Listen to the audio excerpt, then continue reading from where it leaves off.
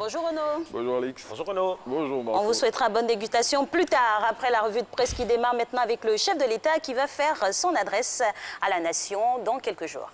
Oui, Alassane Ouattara sera devant les députés et les sénateurs demain lors d'une session extraordinaire du Parlement à la Fondation Félix Houphouët-Boigny de Yamoussoukro. Au cours de cette activité, le président de la République passera en revue les sujets brûlants de l'actualité nationale. Fraternité Matin indique à ce sujet que Ouattara se rend dans la capitale politique de notre pays aujourd'hui. Et mon petit doigt me dit que à cette adresse, le chef de l'État va sans doute accélérer les choses, n'est-ce pas Renaud? Oui, et sur certains dossiers, c'est ce que révèle Soir Info avec ce titre. Ouattara passe à la vitesse grand V. Ces dossiers que le chef de l'État veut traiter avec célérité, ce sont notamment la révision de la Constitution ou encore la modification du Code électoral. Deux sujets qui figureront en bonne place dans le message du président de la République sur l'état de la nation devant le Parlement demain à Yakro. Le confrère à ce sujet indique le calendrier mis en place pour dérouler ces réformes. Et on passe à une commémoration maintenant. Oui, et cette commémoration, c'est celle du massacre des 7 femmes d'Abobo pendant la crise électorale qu'a connue notre pays. 9 ans après cette triste parenthèse qui s'est déroulée le 3 mars 2011, l'expression révèle que des milliers de victimes sont en colère contre la Cour pénale internationale. Et puis le gouvernement institue une journée nationale du pardon et du souvenir.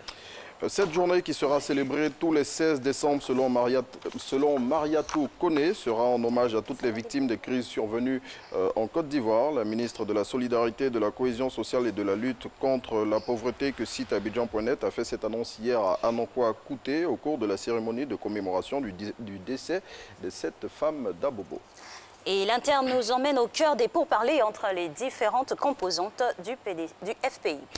Les négociations vont bon train pour tenter de réconcilier le Front populaire ivoirien qui est secoué par des dissensions internes. Le quotidien qui va au-delà de l'info indique que ces négociations livrent des secrets et en révèlent les dessous.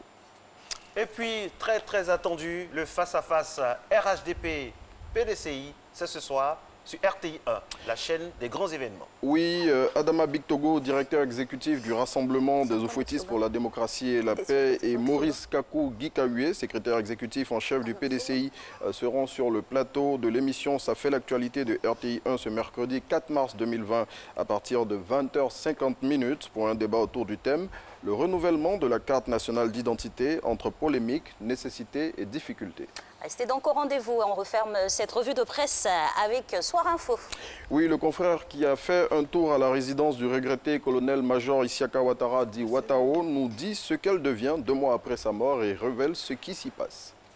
Merci à vous Renaud. On vous retrouve demain aux alentours de 6h10, toujours avec la même joie et surtout avec cette même fécondité au niveau donc, des titres de nos journalistes locaux qu'on salue. On salue aussi tous ces soldats de l'info à travers leurs différentes rédactions. Mesdames et messieurs, Matin Bonheur se poursuit avec une femme de qualité que nous allons recevoir maintenant. Elle est passionnée donc du genre et surtout de tout ce qui est famille, femmes et enfants. En ce moment, au sein du ministère de la Famille, de la Femme et de l'Enfant, c'est vraiment l'effervescence dans ce mois de mars. Elle va nous parler d'un pan très important, droit de la femme au sein de la famille.